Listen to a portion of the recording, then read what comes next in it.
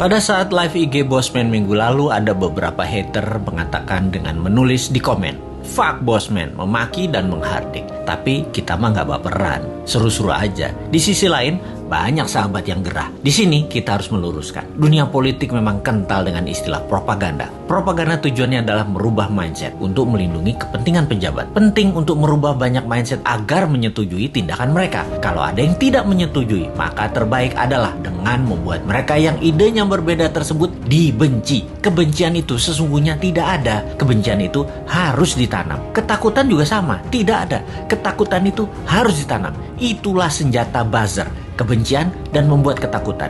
Itulah tugas pelaksana propaganda yang dalam hal ini adalah mereka-mereka yang menamakan dirinya buzzer rupiah, yaitu mereka yang dibayar oleh pejabat untuk menyerang musuh-musuh politiknya. Tugas utama buzzer sekali lagi adalah mendengungkan kejelekan orang yang mengkritik tanpa solusi, tanpa niat memperbaiki. Sementara kaum Newman jelas niatnya memperbaiki bangsa yang utama. Gayanya nyeleneh, tujuannya untuk mendapat perhatian. Sekali lagi, nyeleneh, lucu, koplak, tajam kalimatnya, tujuannya satu, agar dapat perhatian. Tapi kalau mental pejabatnya tipis, ketakutan, insecure karena jabatannya takut hilang, telinga tipis, emosi tak bisa jaga dan tidak dewasa, kritik segar bersolusi dikirimkan para Newminder, bikin hidup pejabat gelisah dan sengsara. Makanya panik mereka, ditugaskanlah pasukan buzzer yang jumlahnya 20 ribuan untuk menjadi pelindungnya. Begitulah kalau pejabat terdiri dari orang-orang yang tidak beriman, berlindungnya pakai buzzer, bukan pada Allah. Menanamkan kebencian itu program mematikan lawan politik. Ada sih sebenarnya dalam buku putih propaganda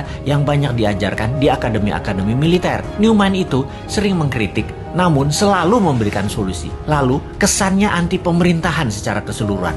Padahal hanya anti pada 2 orang pejabat doang. Karena dikesankan Newman saat ini anti pemerintah, maka Newman harus dipudarkan.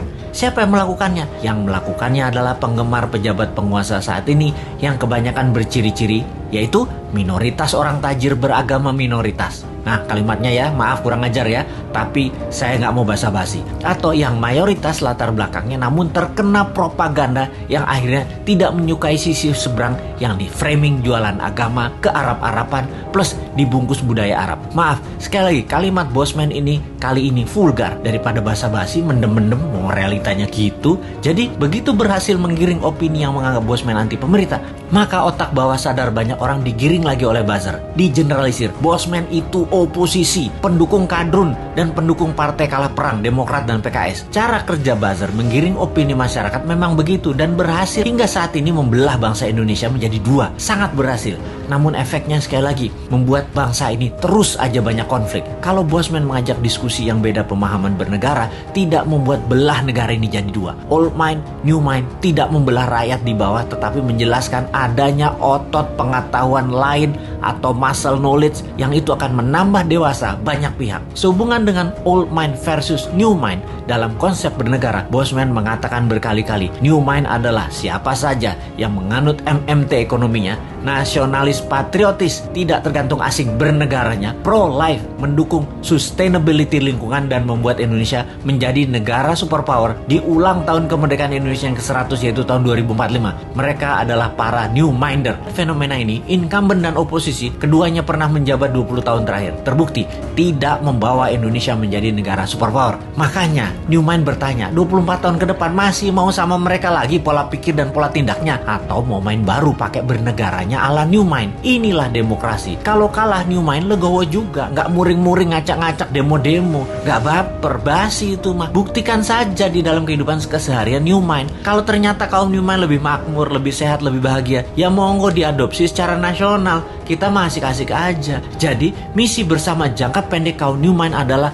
mempromosikan konsep ini ke 250 juta saudara sebangsa dan setanah air. Jadikan bahan diskusi, rembukan secara masif, dan akhirnya kesempatan itu akan dibuktikan di kotak suara tahun 2024. Kalah menang bukan masalah, itu demokrasi. Pertanyaannya sekarang, bagaimana caranya 250 juta orang mengenal dan memahami konsep new mind dalam waktu cepat? Urusan suka nggak suka itu nomor 2. Yang penting masuk dulu dan difahami. Ada saran nggak ya supaya new mind bisa sukses?